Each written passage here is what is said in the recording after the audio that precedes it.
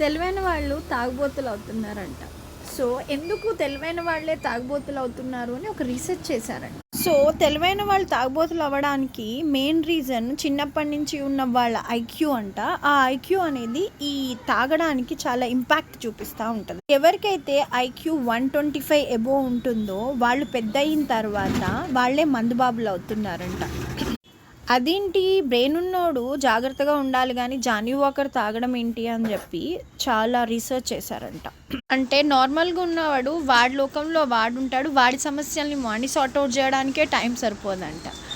అదే తెలివైన వాళ్ళు ఏం చేస్తూ ఉంటారంటే ఉన్న దరిద్రం సరిపోదు అన్నట్టు వాళ్ళ దరిద్రము, వాళ్ళ పక్కోళ్ళ దరిద్రము, ప్రపంచంలో ఉన్న వాళ్ళందరి విషయాల్లో ఇన్వాల్వ్ అయిపోయి వాళ్ళకి సొల్యూషన్లు చెప్పి వాళ్ళకి అన్నీ ఫైండ్ అవుట్లు చెప్పి అదంతా చేయడం వల్ల ఆడేం చేస్తూ ఉంటాడంటే బాగా స్ట్రెస్ అవుతూ ఉంటాడంట.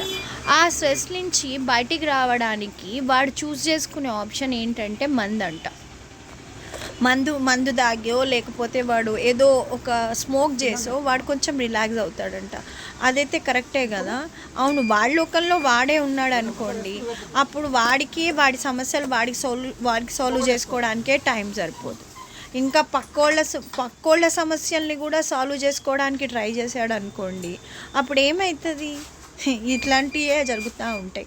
అందుకోసమే మన ప్రాబ్లమ్స్ని మనం సార్ట్అవుట్ చేసుకుంటే సరిపోతుంది కానీ పక్కింటోడి, ఎదురింటోడి, ఆ ఊళ్ళో వాళ్ళందరి ప్రాబ్లమ్స్ సార్ట్అవుట్ చేయడానికి మనం లేము.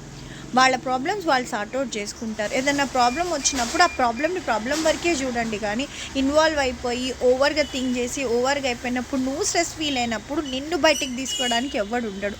అది గుర్తుపెట్టుకో ఫస్ట్. అనవసరంగా తాగుడు, గీగడం, ఆల్కహాల్ అన్నీ మానే. అర్థమైంది?